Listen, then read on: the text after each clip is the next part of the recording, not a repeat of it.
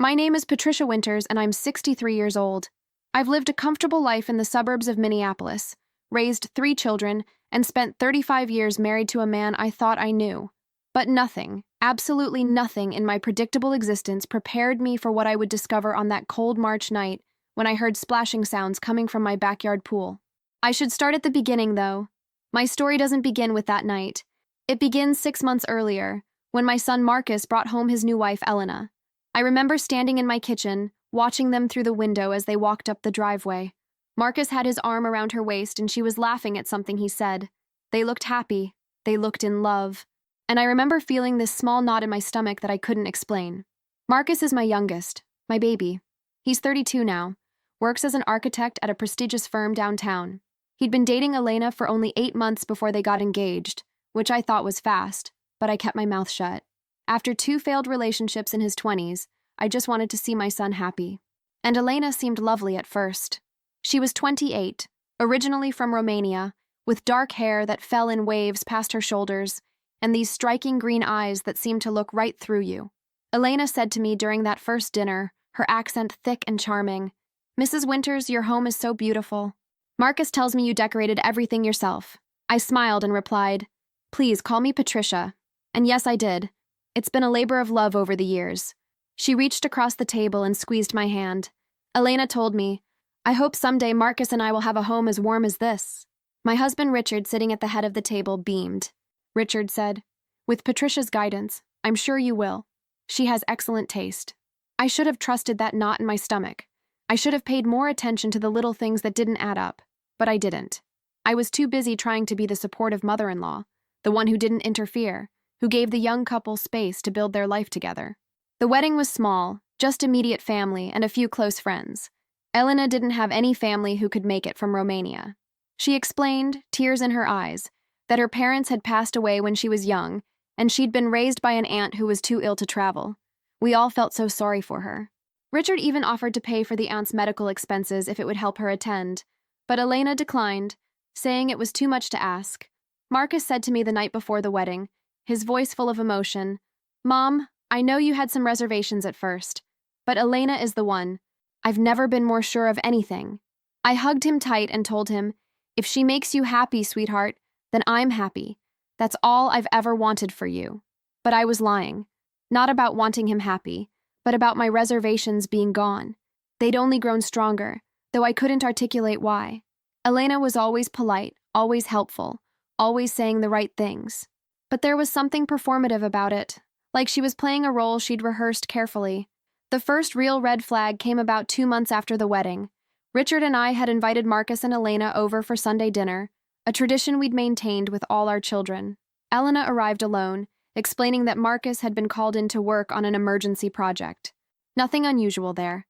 But as we were cleaning up after dinner, I walked into the living room and found Elena going through the papers on Richard's desk. I asked her, trying to keep my voice casual, "Elena, did you need something from Richard's office?" She actually jumped, and spun around with her hand pressed to her chest. Elena said quickly, "Oh, Patricia, you startled me. I was just looking for a pen to write down a recipe you mentioned." I pointed to the cup full of pens sitting right on the corner of the desk, in plain view. I said, "There are pens right there." Her smile didn't reach her eyes. Elena responded, "Of course, how silly of me. I didn't see them." She took a pen and practically fled the room. I stood there, looking at Richard's desk. His bank statements were spread out where he'd been reviewing them earlier. Our investment portfolio summary was sitting on top. And I knew with absolute certainty that Elena had been looking at them. I didn't tell Richard about it. I tried to convince myself I was being paranoid, that I was looking for problems where none existed. Maybe she really had been looking for a pen and just happened to be standing near the papers. Maybe I was projecting my own vague discomfort onto innocent actions. But then other things started happening. Small things, easy to dismiss individually, but unsettling when you added them up. Elena began asking questions about our finances during casual conversations. She wanted to know about Richard's retirement plans, about the value of our house, about the inheritance we'd be leaving to the children. She framed it all as innocent curiosity, as wanting to learn from our experience. Elena said to me one afternoon over coffee, "Patricia, you and Richard have built such security for yourselves. How did you manage it? Marcus and I want to plan for our future too." I gave her general advice. Nothing specific. I told her, we saved diligently, lived below our means, and invested wisely. The usual formula. But she pressed for details. Elena asked, what percentage did you save? What kinds of investments? Marcus is so focused on his career, but I worry about our long-term planning. I changed the subject. Something about the hungry way she asked those questions made me deeply uncomfortable. I started paying more attention to her behavior, watching her when she thought no one was looking. And I noticed things. The way her eyes would track valuable items in our house. The way she'd casually ask about the origins of expensive pieces, about how much things cost, about where we kept important documents. Richard remained completely oblivious. Richard said to me one evening, Elena's wonderful, isn't she? So interested in our lives, in our history. She really wants to be part of this family. I wanted to shake him. I wanted to scream that something was wrong, that we needed to protect ourselves, to protect Marcus. But I had no proof, just a mother's intuition and a growing sense of dread. Then came the night that changed everything. It was a Tuesday in March, unusually cold for that time of year. Richard and I had gone to bed early, both exhausted from a long day. Our house backs up to a small lake, and we'd installed a pool years ago when the kids were young. Now, in the winter, we kept it covered and drained partially. I woke up around 2 a.m. to use the bathroom. The house was silent except for Richard's soft snoring beside me, but as I was washing my hands, I heard something. A splash. Then another.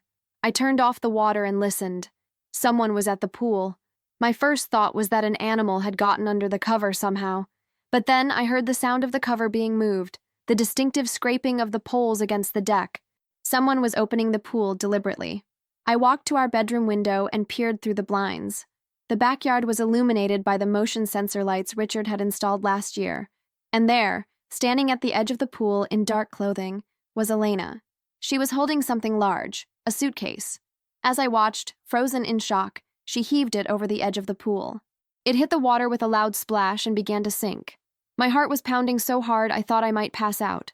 Elena stood there for a moment, watching the suitcase descend into the dark water. Then she pulled out her phone, looked at it briefly, and walked quickly back toward the side gate that led to the front of the house. A minute later, I heard a car start and drive away. I stood at the window for what felt like hours but was probably only minutes. My mind was racing. What was in that suitcase? Why would Elena be disposing of something in our pool? Should I wake Richard? Should I call the police? But I didn't do any of those things. Instead, I made a decision that would change everything. I decided to wait until morning, to investigate on my own, to find out what Elena was hiding before I involved anyone else. If I called the police and it turned out to be nothing, I'd damage my relationship with Marcus beyond repair. He'd never forgive me for accusing his wife without evidence. I didn't sleep for the rest of the night. I lay in bed, staring at the ceiling, listening to Richard snore, and trying to imagine what could be in that suitcase. Money? Documents? Something illegal? The possibilities spun through my mind, each more disturbing than the last. As soon as the sun came up, I told Richard I was feeling under the weather and was going to stay home from the volunteer work I'd planned for that morning. Richard kissed my forehead and told me to rest. Richard said, "Take care of yourself, dear. Maybe some soup for lunch." The moment his car disappeared down the street, I was out the back door. The morning air was crisp and cold, frost still clinging to the grass. The pool cover was back in place, perfectly arranged as if it had never been disturbed. But I knew what I'd seen. I grabbed the pool hook from the shed and began the painstaking process of removing the cover. My hands were shaking, partly from cold, partly from fear and adrenaline. What if someone saw me? What if Elena came back? What if Marcus drove by? But I kept going. I had to know. That's the thing about secrets. They eat away at you from the inside until you have no choice but to expose them to the light. The water was murky and cold. I could see the dark shape of the suitcase near the bottom in the shallow end. I grabbed the pool skimmer with the net attachment and managed to hook it under one of the handles. It was heavy, incredibly heavy. I pulled and pulled, my arms burning with the effort, until finally I dragged it to the edge of the pool. Getting it out of the water was even harder. I'm 63, not exactly in my prime physical condition anymore, but adrenaline is a powerful thing. I managed to heave it onto the pool deck where it landed with a wet thud. I stood there, dripping and shivering, staring at this ordinary-looking black suitcase that Elena had felt the need to hide in my pool. My hands were shaking as I reached for the zipper. It was locked. Of course it was locked. But the lock was just a cheap combination lock, the kind you could buy at any airport shop. I knew from experience that these things were easy to break if you really wanted to get into them. I went back to the shed and found a hammer and screwdriver. 3 good hits, and the lock popped off. I took a deep breath, said a prayer I didn't fully believe in, and opened the suitcase. Money. Stacks and stacks of cash, all in $100 bills, wrapped in plastic and rubber bands. But that wasn't all. There were passports, at least a dozen of them, all with Elena's photo but different names, different nationalities, Romanian, Bulgarian, French, American.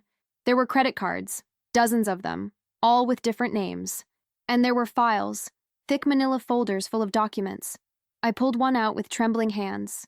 It was a detailed dossier on an elderly man from Chicago. His full name, social security number, bank account information, medical history, family connections, everything. The level of detail was staggering. And paper-clipped to the front was a photograph of the man with a woman who looked like Elena, but with blonde hair and glasses. I opened another folder. Another elderly victim. This time from Milwaukee. Same pattern. Complete personal information, financial details, and a photo of Elena, this time with red hair, standing next to the mark at what looked like a charity event. There were 17 folders in total. 17 elderly people, all wealthy, all single or widowed, all thoroughly researched and documented. And then I found the notebook. A ledger, written in Elena's handwriting, detailing amounts of money taken from each person, methods used, and notes on what had worked and what hadn't. I felt like I was going to vomit. My daughter-in-law wasn't just a gold digger. She was a professional con artist, a predator who targeted vulnerable elderly people. And I realized with sickening clarity that Richard and I were probably on a list somewhere, that Marcus had been nothing but a means to access us. The last item in the suitcase was what made me finally break down. It was another folder, but this one was different. This one was about us, about Richard and me, about our full financial information, copies of documents I had no idea how she'd obtained, a detailed timeline of our routines, our habits, our vulnerabilities. And there was a handwritten plan, step by step, on how she intended to isolate Marcus from us, convince him that we were suffering from dementia, and get him to help her gain control of our assets. I sat on the cold pool deck, surrounded by evidence of my daughter-in-law's crimes, and I wept, not just for myself, but for Marcus, who was going to be devastated, for all those other victims whose lives Elena had ruined, for the death of my illusions about being able to protect my family from harm. But then, slowly, the grief transformed into something else. Anger, determination. I wasn't going to let her get away with this. I wasn't going to let her destroy my son or hurt anyone else. I was going to fight back. I pulled out my phone and took photographs of everything. Every document, every passport, every page of that damning ledger. Then I repacked the suitcase, wiped it down, and put it back in the pool exactly where Elena had left it. If she came back to check, I wanted everything to look undisturbed. Then I went inside, made myself a cup of coffee with hands that wouldn't stop shaking, and started making a plan. I couldn't just show this to Marcus. He was so in love with her, so convinced she was the one. He'd make excuses, he'd deny it, he might even choose her over believing me. I needed more than just evidence. I needed a strategy. I called my friend Margaret, a retired FBI agent I'd known since college. Margaret answered on the third ring. Margaret said, "Patricia, what a nice surprise. How are you?" I told her, my voice cracking, "Margaret, I need your help. It's about my son's wife. I think she's a con artist, and I need to know how to handle this without destroying my family." There was a pause. Then Margaret said, her voice shifting to professional mode, "Tell me everything." I spent the next hour explaining the situation, sending her the photos I'd taken. Margaret listened without interrupting, and when I finished, she was silent for a long moment. Margaret finally spoke. "Patricia, what you're describing is a sophisticated long con operation. This woman is dangerous and she's very good at what she does. We need to be extremely careful about how we proceed." Margaret explained that Elena was likely working with others, that the money in the suitcase was probably only a portion of what she'd stolen, and that confronting her directly could be dangerous. Margaret told me, "These people don't like being exposed. If she feels cornered, there's no telling what she might do." We developed a plan together. First, I would continue acting normal, giving Elena no reason to suspect I knew anything. Second, Margaret would use her law enforcement connections to investigate Elena's real identity and determine if she was wanted for any crimes. Third, we would gather more evidence, documenting her movements and communications. And finally, when we had an airtight case, we would bring in the authorities and confront Marcus with irrefutable proof. It was the hardest thing I've ever done, acting normal around Elena after what I'd discovered. The very next Sunday, she and Marcus came over for dinner as usual. Elena hugged me at the door. Elena said sweetly, "Patricia, you look wonderful. Is that a new blouse?" I forced a smile and replied, "Thank you, dear. Yes, Richard bought it for me." We sat around the dinner table, making small talk, and I watched her perform. Because that's what it was, a performance. Every smile, every touch of Marcus's hand, every interested question about our lives, it was all calculated, rehearsed, designed to manipulate.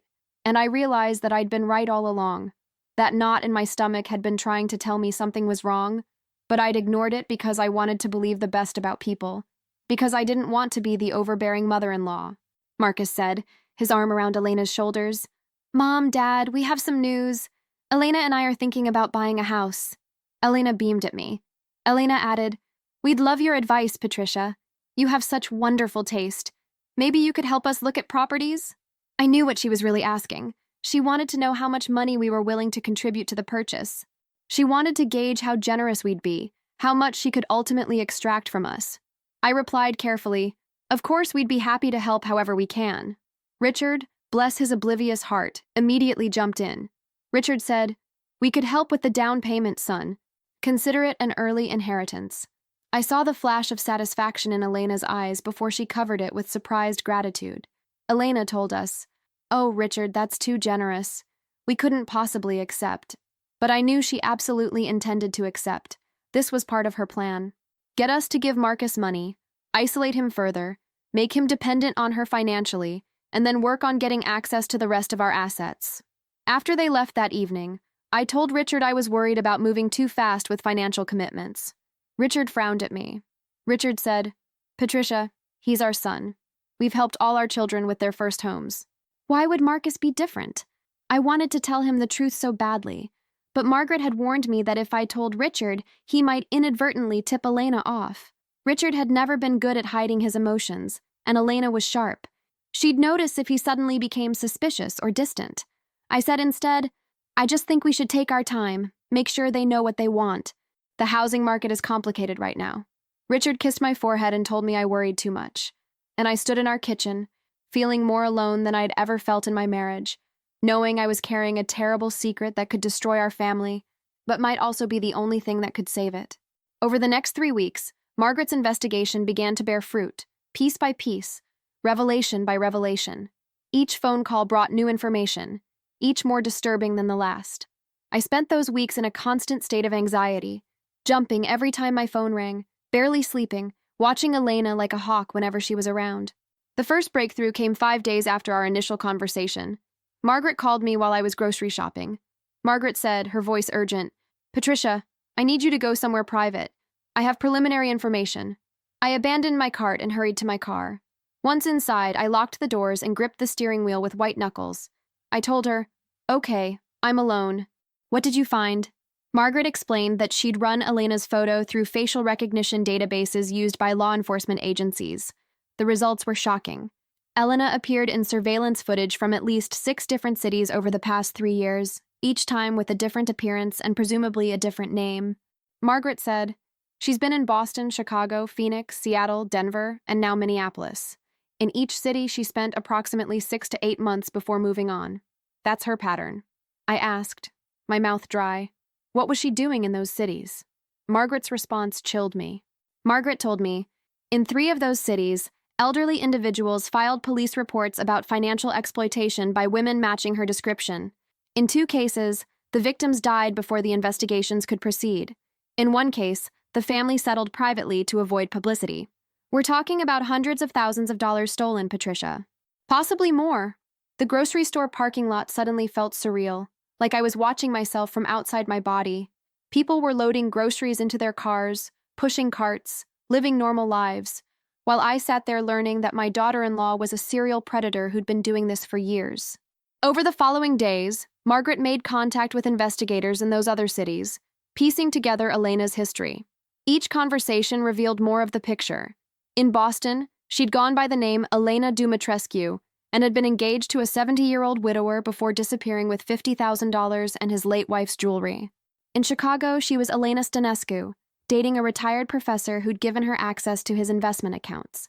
In Phoenix, Elena Ionescu, involved with an elderly rancher whose family had suspected something was wrong but couldn't prove it before she vanished. The pattern was always the same. She targeted wealthy, lonely individuals, usually but not always elderly. She built trust slowly, carefully, becoming indispensable to them. Then she'd find a way to access their finances, either directly or through manipulation. And when she'd taken what she could without raising too much suspicion, she'd disappear, leaving behind devastated victims who often blamed themselves. Margaret called me on a Thursday afternoon, exactly 3 weeks after I'd first contacted her. Margaret said, her voice grim, "Patricia, sit down. What I'm about to tell you is going to be difficult to hear." I was already sitting at my kitchen table, but I braced myself anyway. I replied, "I'm ready. Tell me everything." Margaret took a deep breath. Margaret began, "Elena's real name is Elena Popescu. She's wanted in 3 states for fraud, identity theft, and elder abuse. She's part of a larger criminal organization that specializes in romance scams and financial exploitation. The FBI has been tracking this group for 2 years, but they're sophisticated. They use encrypted communications, fake identities, and they move their operatives frequently to avoid detection." I felt like all the air had been sucked out of the room. I managed to ask, "How big is this organization?" Margaret continued, "They have at least 8 operatives that we know of, possibly more. They've been operating for at least 7 years, maybe longer. The FBI estimates they've stolen over $12 million from at least 40 victims across the country. Elena is one of their most successful operators. She has a gift for reading people, for becoming exactly what they need her to be. She's intelligent, patient, and completely without conscience." I thought about all the Sunday dinners, all the conversations, all the moments I'd watched her interact with Marcus. Every smile, every touch, every expression of love had been calculated. Every word had been a lie. The magnitude of the deception was staggering. Margaret went on, "The FBI lost track of her 6 months ago when she left Seattle. They had no idea she'd moved to Minneapolis until I contacted them. The fact that she's not only in a new city, but has also married your son represents a significant escalation in her methods. Usually these operatives avoid legal entanglements like marriage. It creates paper trails, legal complications. The fact that she married Marcus suggests 2 things. First, you and Richard represent a much larger target than her usual marks. Second, she's confident enough in her methods that she's willing to take that risk." I asked, my voice barely above a whisper, "What about Marcus? Was any of it real?" Margaret paused before answering. Margaret said gently, "Patricia, for Elena, Marcus is a tool, a means to an end. She studied him before they even met. She learned about his job, his interests, his family situation, his past relationships. She crafted a persona specifically designed to appeal to him. The woman he fell in love with doesn't exist. She never did." The tears I'd been holding back finally broke through. I sat at my kitchen table, crying for my son, for the brutality of what had been done to him, for the innocence he was about to lose, for the trust that would be shattered. Margaret continued after giving me a moment to compose myself. Margaret explained, "Based on the documents you found, she's working several marks simultaneously. That's typical for this organization. They don't put all their resources into one target. They diversify. While she's building a relationship with Marcus and positioning herself to access your assets, she's also working on those 17 other individuals you found files on. Some might pan out, some might not, but she's playing the odds." I asked, "How do they coordinate all of this? How do they avoid getting caught?" Margaret told me, "They're professionals, Patricia. They have handlers who manage the operatives, money laundering systems to hide their proceeds, forgers who create false documents, and technical experts who handle their communications security. They meet in person rarely, use burner phones and encrypted apps, and they're very careful about leaving digital footprints. The FBI has been trying to infiltrate this organization for 2 years with limited success." Over the next several days, Margaret fed me more information as the FBI's investigation progressed. They'd been monitoring Elena's phone since Margaret had alerted them to her location. The intercepted communications were revealing. Elena was in regular contact with someone they believed was her handler, someone she referred to only as V in her messages. She provided weekly updates on her progress with Marcus, with me and Richard, and with her other marks. Margaret read me excerpts from some of the messages. and hearing them was like being stabbed repeatedly. In one message, Elena had written, "The mother is suspicious but manageable. The father is easy. The target is completely committed. Moving to phase 2 next week." In another, "Convince target to start house hunting. Parents offer down payment assistance. Estimate we can extract 200,000 initially, more later through gradual access." Marcus wasn't even a person to her. He was the target. His love, his devotion, his dreams of building a life with her, they were all just variables in her calculation of how much money she could steal. Margaret also discovered that Elena had been researching dementia and elder abuse tactics. She had documents on how to gradually isolate elderly individuals from their families, how to convince adult children that their parents were losing cognitive function, how to obtain power of attorney through manipulation. The plan she'd outlined in that folder about Richard and me was chillingly detailed.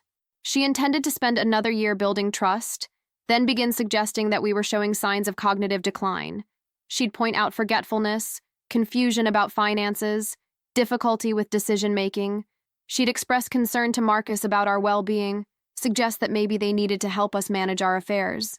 And gradually, she'd convince Marcus to obtain legal authority over our finances, ostensibly to protect us, but really to give her access to everything we'd worked our entire lives to build.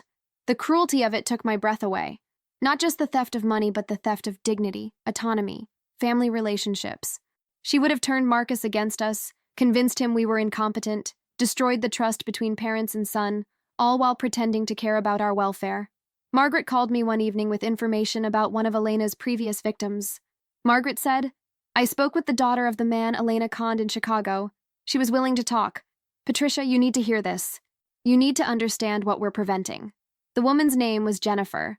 Her father, Robert, had been a retired university professor, 74 years old, widowed for 3 years when he met Elena. Elena had approached him at a bookstore, struck up a conversation about literature, and he'd been charmed. Over the next 6 months, she'd become his companion, his confidant.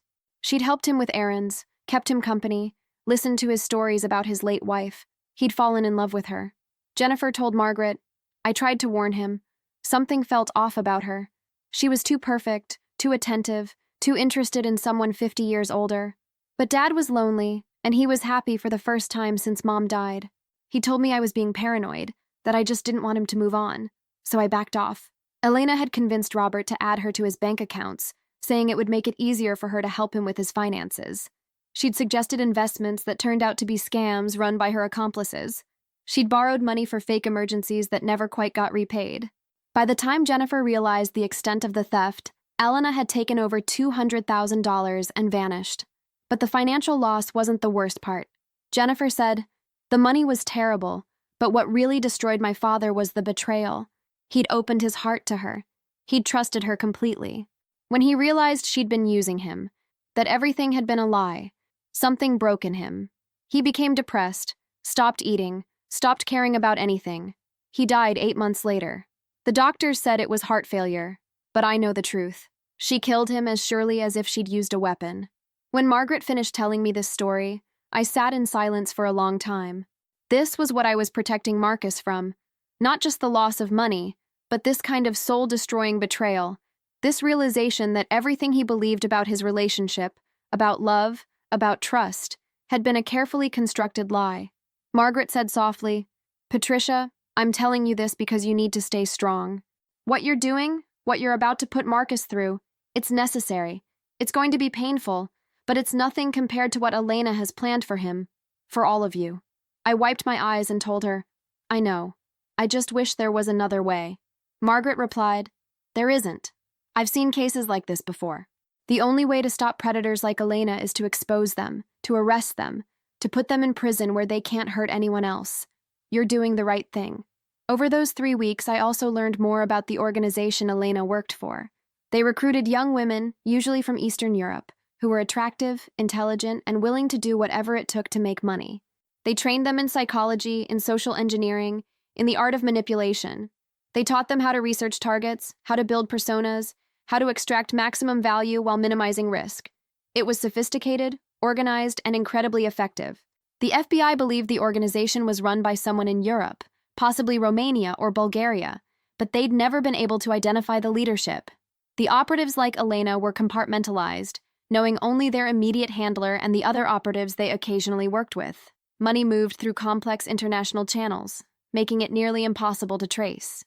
It was a criminal enterprise as sophisticated as any drug cartel or organized crime family.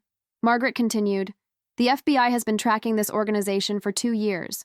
They knew about Elena, but they lost track of her 6 months ago. The fact that she's in Minneapolis, using a new identity, and has married your son suggests she's setting up a major operation. You and Richard are likely the primary targets, but based on the documents you found, she's working several other marks simultaneously." I asked, my voice barely a whisper. "What do we do now?" Margaret told me, "We bring in the FBI.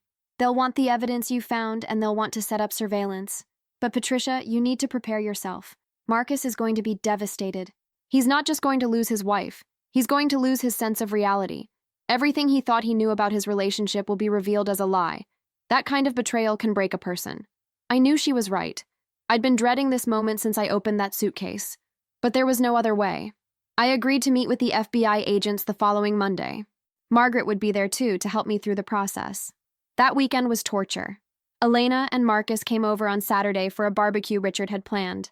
The weather had turned warm, one of those false springs that Minnesota sometimes gets in March. We all sat on the patio, eating hamburgers and talking about nothing important, and I watched my son's face, memorizing his happiness, knowing it was about to be shattered.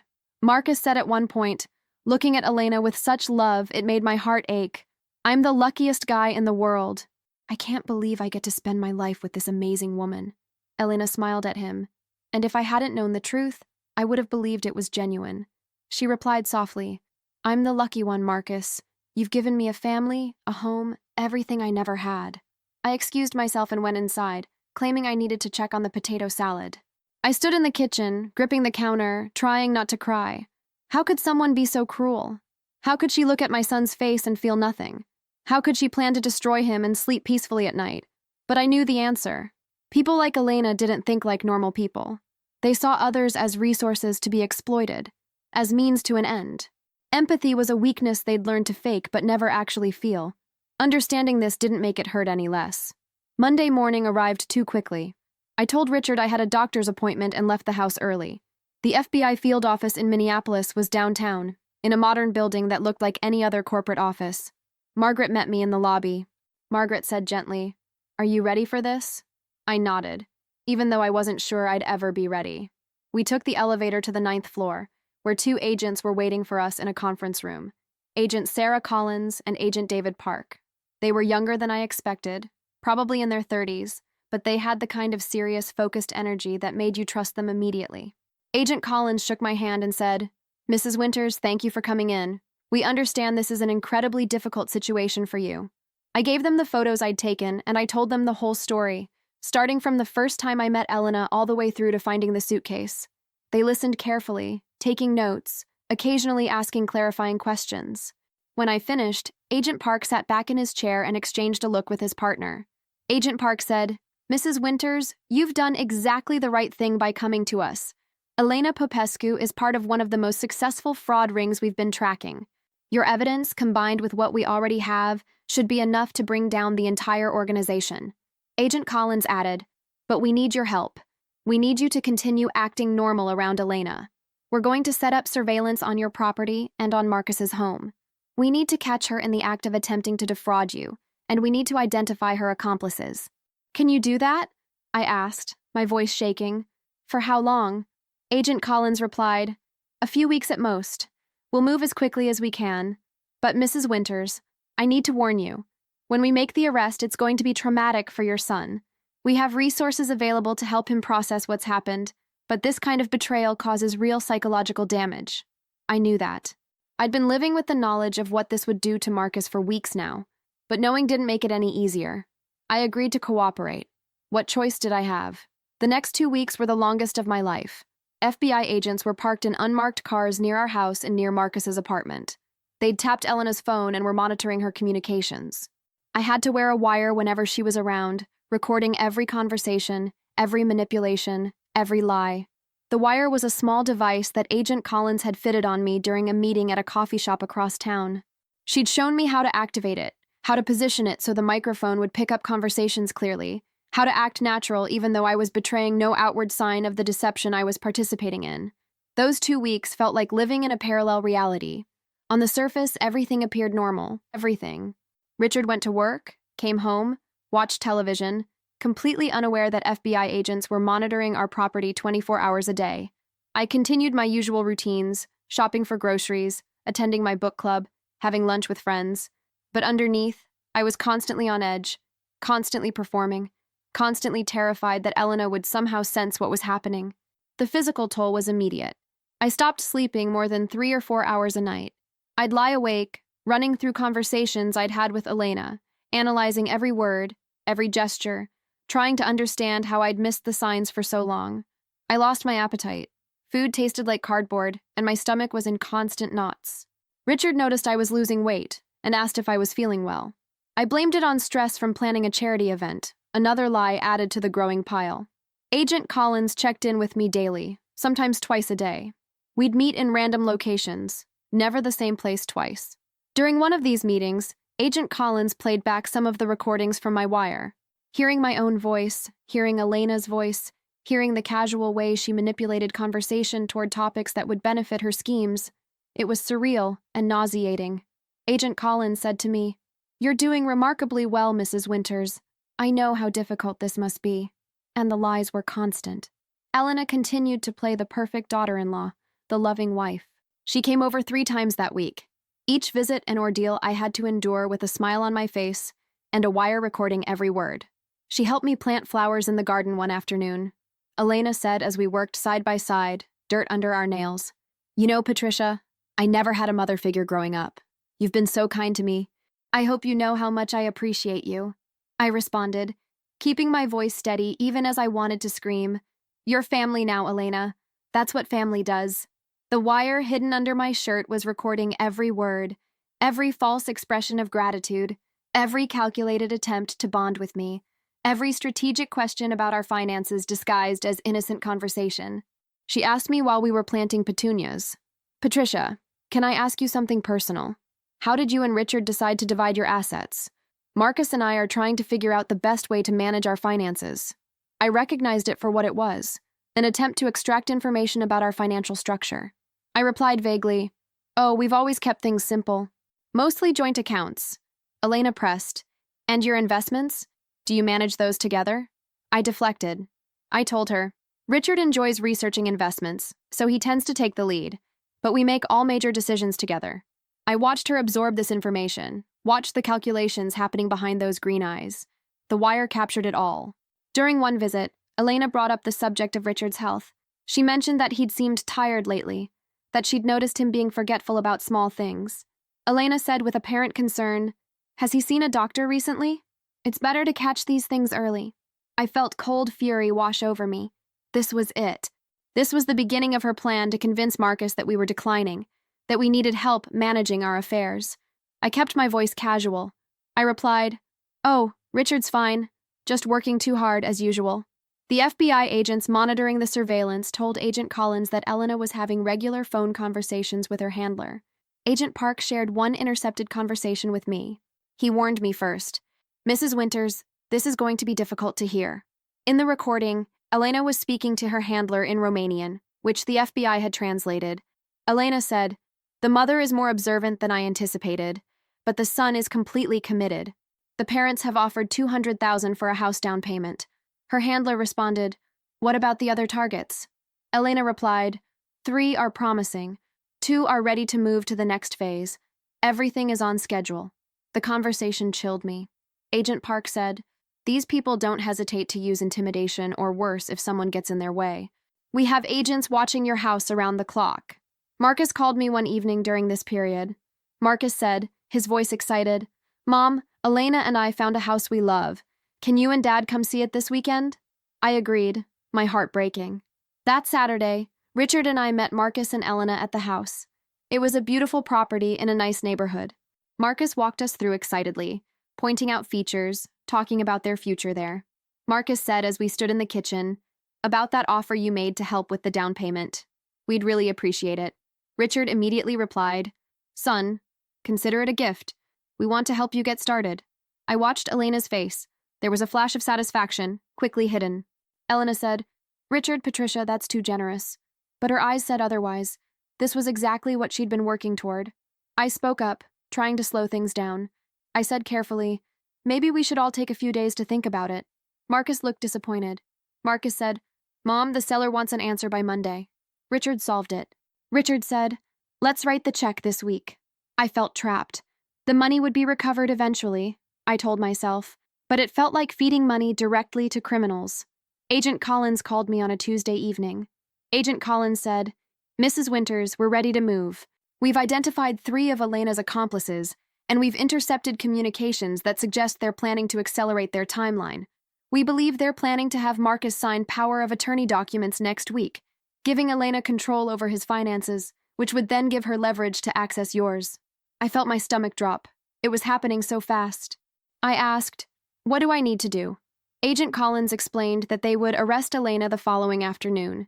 They'd coordinate with local police to arrest her accomplices simultaneously, and they needed me to bring Marcus to the FBI office immediately after the arrest, so they could explain the situation to him in a controlled environment with counselors present. I spent that night lying awake next to Richard, who still had no idea what was happening. I'd have to tell him in the morning, right before the arrest. There was no way around it, but I kept thinking about Marcus, about how his world was about to implode, about how I was partially responsible for his pain even though I knew I was doing the right thing. The next morning, I sat Richard down at the kitchen table and told him everything. He listened in stunned silence, his coffee growing cold in front of him. When I finished, he looked at me with a mixture of horror and disbelief. Richard finally spoke, his voice hoarse. Richard said, Why didn't you tell me sooner? I reached for his hand. I explained, because the FBI needed us to act normal. Because if Elena suspected anything, she would have disappeared, and we'd never have been able to protect Marcus or any of her future victims. Richard put his head in his hands. Richard said quietly, Our boy. This is going to destroy him. I couldn't disagree. We sat there together, 2 parents about to watch their son's heart break, powerless to prevent it, knowing that the pain was necessary but hating it anyway. The arrest happened at 1:30 that afternoon. Elena had come to our house for lunch, part of her ongoing campaign to ingratiate herself with us. We were sitting in the living room, making small talk about Marcus's latest project at work, when there was a knock at the door. I opened it to find Agent Collins and Agent Park, along with 2 uniformed officers. Agent Collins said loudly, for Elena's benefit, Mrs. Winters, we have a warrant to search your property. Elena's face went pale. She stood up quickly. Elena said, her voice tight, What's this about? Agent Park walked directly to her. Agent Park stated formally, Elena Popescu, you're under arrest for fraud, identity theft, and conspiracy. You have the right to remain silent. I watched her face cycle through several expressions. Shock, fear, anger, and then something I hadn't expected. Resignation. Like part of her had always known this day would come. She didn't fight, didn't protest. She just stood there as they handcuffed her, her eyes fixed on some point beyond us. But then, as they were leading her to the door, she turned to look at me, and she smiled. It wasn't a friendly smile. It was cold, calculating, and somehow triumphant. Elena said quietly, You think you've won. But Marcus will never forgive you for this. You've destroyed your relationship with your son. Those words haunted me as Richard and I drove to pick up Marcus from his office. We'd called and asked him to meet us, saying it was an emergency. He was waiting outside his building, looking worried. Marcus climbed into the back seat. Marcus asked immediately, What's wrong? Is someone hurt? I turned to face him from the front seat. I said gently, Marcus, honey, we need to take you somewhere. There's something you need to know about Elena. His face shifted from worried to suspicious. Marcus demanded, What about Elena? Where is she? Richard, his hands tight on the steering wheel, replied, Son, she's been arrested. The FBI has been investigating her. She's not who she said she was. I'll never forget the look on Marcus's face. It was like watching someone physically crumble. Marcus shouted, What are you talking about? This is insane. Elena hasn't done anything wrong. You never liked her. You've been looking for a reason to get rid of her. I tried to explain, but he wasn't listening. He was yelling, demanding we take him to Elena, accusing us of lying, of ruining his life. By the time we got to the FBI office, he'd stopped yelling and gone eerily quiet, his face pale and expressionless. The next 2 hours were brutal. Agent Collins and Agent Park sat Marcus down and showed him everything. The passports, the credit cards, the files on other victims, the ledger, the detailed plans for defrauding us. They explained Elena's real identity, her criminal history, the organization she worked for. They showed him photos of her with other marks, different hair colors, different names, the same calculated smile. Marcus sat through it all without speaking. When they finished, he looked at me with empty eyes. Marcus asked in a hollow voice, "How long have you known?" I told him the truth. I explained, 3 weeks, since the night I saw her put the suitcase in the pool. He stood up abruptly. Marcus said to no one in particular, "I need to leave. I can't be here." Agent Collins stood up too. Agent Collins said gently, "Mr. Winters, we have counselors available to help you process this. What you're experiencing is a form of trauma." But Marcus was already walking toward the door. Marcus said, without turning around, "I don't need counseling. I need to be alone." Richard and I tried to follow him, but he left the building before we could catch up. He didn't answer his phone that night, or the next day, or for the entire following week. My other children tried to reach him too, but he ignored all of us. He'd gone completely silent, withdrawing into his pain and humiliation. I fell into a depression unlike anything I'd ever experienced. I'd saved my son from a predator, helped bring down a criminal organization, protected potential future victims. But the cost was my relationship with Marcus. Elena's last words to me echoed constantly in my mind. "You've destroyed your relationship with your son." Richard tried to comfort me. Richard would say, "He just needs time. He'll come around. He'll understand we did this to protect him." But I wasn't sure. The kind of betrayal Marcus had experienced, the complete destruction of his sense of reality, that doesn't heal quickly or easily. He'd built his life around Elena, planned his future with her, loved her with everything he had, and it had all been a lie. How do you recover from learning that your deepest feelings were manipulated, that you were nothing but a mark, a means to access money and resources? The legal proceedings moved forward. Elena was charged with multiple counts of fraud and identity theft. Her accomplices were arrested and charged as well. The FBI estimated that the organization had stolen over $15 million from more than 40 victims over the last decade. Elena had personally stolen close to $4 million. Some of the money was recovered, including most of what was in the suitcase I'd found. It would be returned to the victims, though that couldn't undo the emotional damage they'd suffered. Several of the elderly people Elena had conned had died, never knowing they'd been victimized. Others had lost their life savings and were now dependent on family or government assistance. I testified at Elena's trial. I had to sit in that courtroom and recount everything I'd seen, everything I'd discovered. Elena sat at the defendant's table, looking small and fragile, nothing like the confident predator I'd come to understand she was. Her lawyer tried to paint her as a victim herself, someone forced into crime by circumstances beyond her control. But the evidence was overwhelming. The trial lasted 3 weeks. Every day, I sat in that courtroom and listened to testimony from other victims, from FBI agents, from forensic accountants who'd traced the money through dozens of shell companies and offshore accounts. The scope of Elena's crimes was staggering. She hadn't just targeted elderly individuals. She'd also run rental scams, taking deposits from desperate families and disappearing. She'd sold fake investment opportunities to middle-class workers trying to save for retirement. She'd posed as a charity worker and collected donations that never went to any cause. One elderly woman, Martha Henderson from Chicago, testified about how Elena had befriended her at a grief support group after Martha's husband died. Martha said from the witness stand, tears streaming down her face, "She seemed so kind, so understanding. She'd lost her parents," she said, "and she knew what I was going through. We became close." I trusted her completely. Elena had slowly extracted $75,000 from Martha over 6 months, claiming she needed help with medical bills, car repairs, and eventually asking Martha to co-sign on a business loan that turned out to be completely fraudulent. When Elena disappeared, Martha had been left not only financially devastated, but emotionally destroyed. Martha told the court, "I thought she was my friend. I thought she cared about me. Finding out it was all a lie, that hurt more than losing the money." Another victim, Thomas Chen from Seattle, described how Elena had posed as a real estate investor and convinced him to put his retirement savings into a property development scheme. Thomas said, his voice shaking with anger, "She had documents, business plans, photographs of properties. It all looked legitimate. She was professional, knowledgeable. I had no reason to doubt her." Thomas lost $120,000. His retirement plans were destroyed.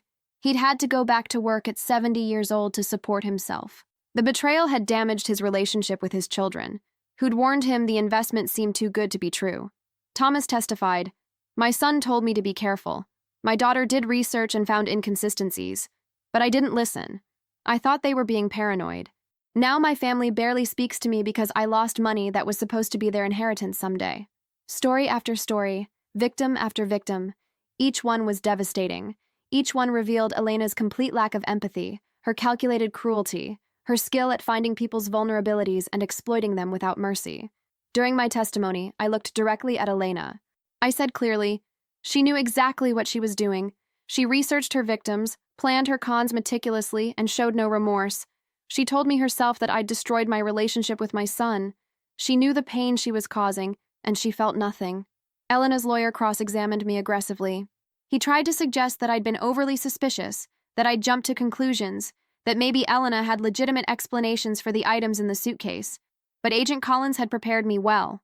I stayed calm, stuck to the facts, and refused to be rattled. The lawyer asked me, "Mrs. Winters, isn't it true that you never liked Elena from the moment you met her?" I replied honestly. I had concerns, yes, but I didn't act on them without evidence. When I found that suitcase with detailed plans to defraud my family and files on 17 other victims, that wasn't suspicion. That was proof. The prosecutor, a sharp woman named Jennifer Morrison, presented the physical evidence methodically. She showed the jury the passports with different names, the credit cards, the ledgers documenting stolen money, the detailed dossiers on victims. She played recordings of Elena's phone conversations with her handler, where Elena spoke about her targets with cold calculation. She brought in handwriting experts who confirmed that Elena had written the notes planning to convince Marcus that Richard and I were suffering from dementia. Prosecutor Morrison said in her closing argument, "Elena Popescu is a professional predator. She doesn't choose victims randomly.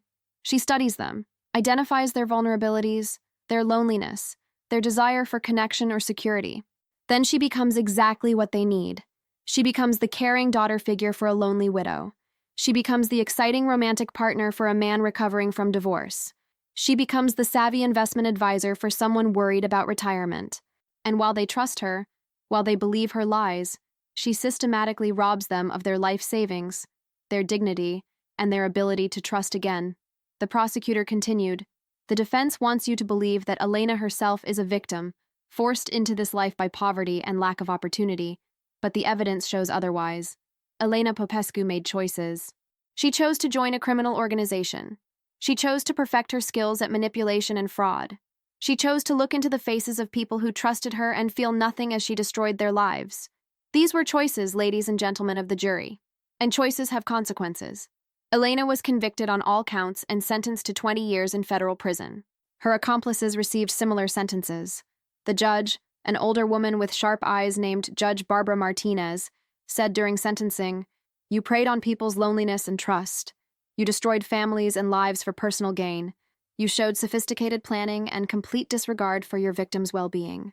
This sentence reflects the severity of your crimes and the number of victims you've harmed. I hope that in the years you spend in prison, you develop the conscience you so clearly lack." Elena showed no emotion during sentencing. She didn't cry, didn't react, just stared straight ahead with those green eyes that had once seemed so striking and now just looked cold and empty. As the marshals led her away, she glanced back at the courtroom one time. Her eyes found mine, and for just a moment, I saw something flicker there. Not remorse, but maybe acknowledgement. An understanding that I'd beaten her at her own game. But none of it brought Marcus back to us. 4 months after Elena's arrest, he still wouldn't speak to me or Richard. He'd moved out of their apartment into a small studio across town. He'd taken a leave of absence from his job. According to his siblings, who occasionally managed to make contact with him, he was barely functioning. He'd lost weight, stopped socializing, spent most of his time alone. My daughter Rachel called me one evening in tears. Rachel said, "Mom, I'm worried about Marcus. I went to his apartment today, and it's a mess. He looks terrible. He barely spoke to me. He's not eating properly, not taking care of himself.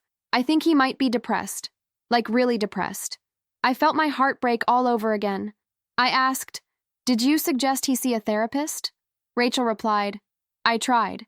He said he doesn't need help, that he just needs time. But Mom, it's been 4 months. He's not getting better. He's getting worse. I wanted to go to him, to hold my son and tell him everything would be okay, but I knew he wouldn't let me. He blamed us for not warning him sooner, for investigating behind his back, for, as he saw it, destroying his life. The fact that we'd saved him from something much worse didn't matter to him yet. All he could see was the pain of the present moment. Richard struggled too. He'd put on a brave face during the trial, supporting me through my testimony, maintaining his composure in front of the jury. But at home, in private, he fell apart. Richard said to me one night, lying in bed staring at the ceiling, "I keep thinking about all the times Elena was in our home, all the dinners, all the conversations. She was planning to rob us blind, and I had no idea. I thought she was lovely. I encouraged Marcus to marry her. How could I have been so blind?" I took his hand. I told him, "She fooled a lot of people, Richard. That's what she does. She's a professional. Even the FBI agent said she was one of the best they'd ever seen at what she does. This isn't your fault." But Richard couldn't let it go. Richard said, "Marcus was so happy. For the first time in years, our son was genuinely happy. And I helped destroy that. I know it was all fake. I know Elena never cared about him. But Marcus doesn't see it that way.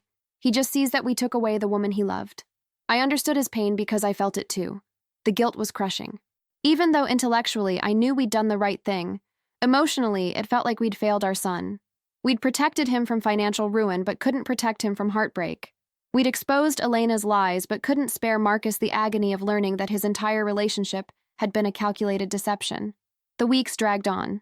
Spring turned to summer. Our other children tried to maintain normalcy, inviting us to grandchildren's birthday parties, to barbecues, to family dinners. But Marcus's absence was a wound that wouldn't heal. His empty chair at the table was a constant reminder of what we'd lost. I fell into a depression unlike anything I'd ever experienced. I'd saved my son from a predator, helped bring down a criminal organization, protected potential future victims. But the cost was my relationship with Marcus. Elena's last words to me echoed constantly in my mind. "You've destroyed your relationship with your son." Had she been right? Had I sacrificed my bond with Marcus to stop her? Would he ever forgive me? Richard tried to comfort me. Richard would say, sitting beside me on the couch while I cried, "He just needs time. He'll come around. He'll understand we did this to protect him." But I wasn't sure. The kind of betrayal Marcus had experienced, the complete destruction of his sense of reality that doesn't heal quickly or easily. He'd built his life around Elena, planned his future with her, loved her with everything he had. And it had all been a lie. Every kiss, every shared meal, every whispered promise, every intimate moment, all of it had been performance, manipulation, strategy. How do you recover from learning that your deepest feelings were exploited? That you were nothing but a mark, a means to access money and resources? My therapist, a kind woman named Dr. Sarah Brennan, tried to help me process my guilt. Dr. Brennan said during one session, "Patricia, you're holding yourself responsible for Marcus's pain. But Elena caused his pain, not you. You simply exposed what she was doing. If you hadn't intervened, the pain would have been much worse. He would have lost not just his illusions about love, but potentially his financial security, his relationship with you and Richard, his entire future. You saved him from that," I told her. "But he can't see that yet. All he sees is that I destroyed his happiness." Dr. Brennan replied, "His happiness was built on lies. It wasn't real happiness. It was an illusion that Elena created to manipulate him. Real happiness, the kind that lasts, has to be built on truth. Right now, Marcus is grieving. He's grieving the loss of who he thought Elena was, the loss of the future he'd imagined, the loss of his ability to trust easily. That's a real grief, and it's valid. But once he works through it, once he processes what really happened, he'll understand what you did for him." But I didn't know if I believed her. The days felt endless. I'd wake up each morning and the first thought in my mind was always Marcus. Was he okay? Was he eating? Was he safe? Was he thinking about forgiving us? Or had he decided to cut us out of his life permanently? Marcus said quietly, "Can I come in?" We sat in the same living room where Elena had been arrested.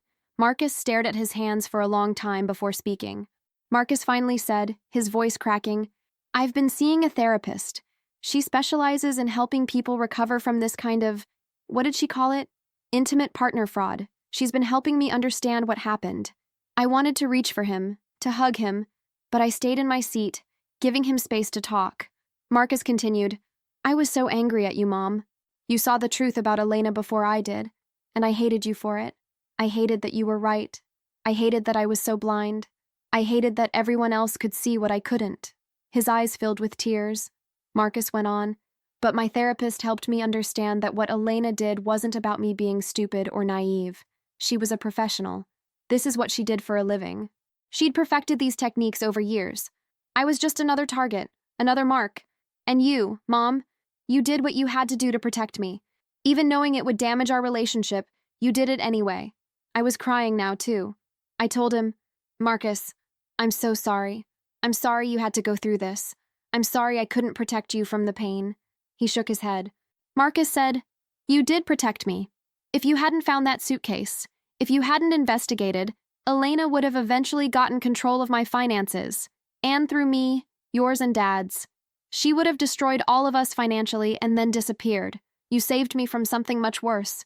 Richard, tears streaming down his face, asked, "Can you forgive us, son?" Marcus wiped his eyes. Marcus replied, "There's nothing to forgive. You were trying to protect me. I just needed time to understand that. I'm the one who needs forgiveness.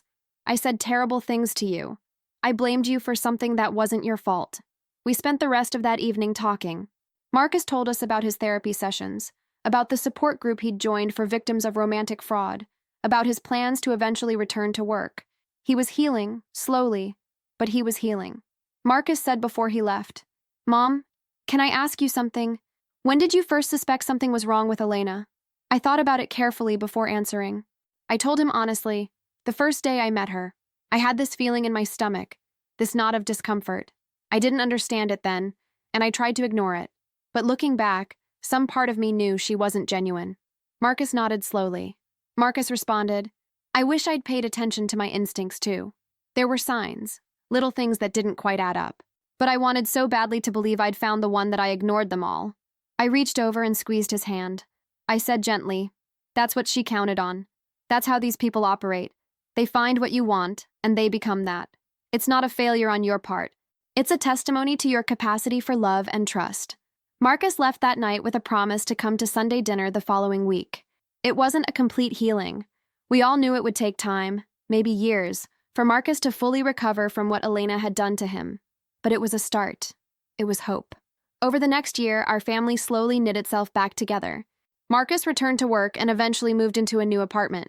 He continued with therapy and became an advocate for fraud victims, speaking at events about his experience and helping others recognize warning signs. I learned things about myself through this ordeal that I never expected to discover at 63 years old. I learned that I was braver than I thought, that I could take decisive action when my family was threatened. I learned to trust my instincts, that little voice inside that warns you when something isn't right. I learned that doing the right thing doesn't always feel good, that sometimes love means making choices that cause pain because the alternative is worse. Richard and I grew closer through this experience too. The secret I'd kept from him for those 3 weeks had created a small crack in our relationship, but we worked through it.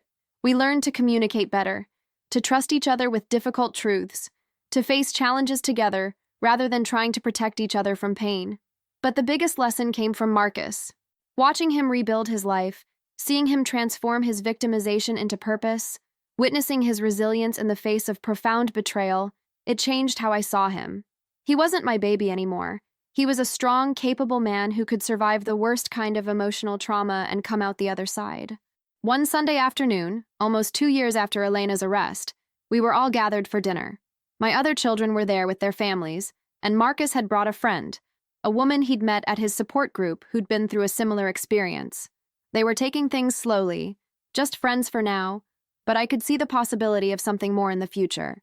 As I watched my family around the table, laughing and talking, I thought about that March night when I'd seen Elena at the pool. If I hadn't woken up, if I hadn't looked out the window, if I'd ignored what I saw and gone back to sleep, where would we be now? The thought made me shudder. Marcus caught my eye and smiled. It was a real smile, reaching his eyes in a way I hadn't seen since before he met Elena. He raised his glass. Marcus said, "I want to make a toast. To Mom, who taught me that love sometimes means making the hard choice, who showed me that protecting family is worth the risk." Everyone raised their glasses. I felt tears prick my eyes, but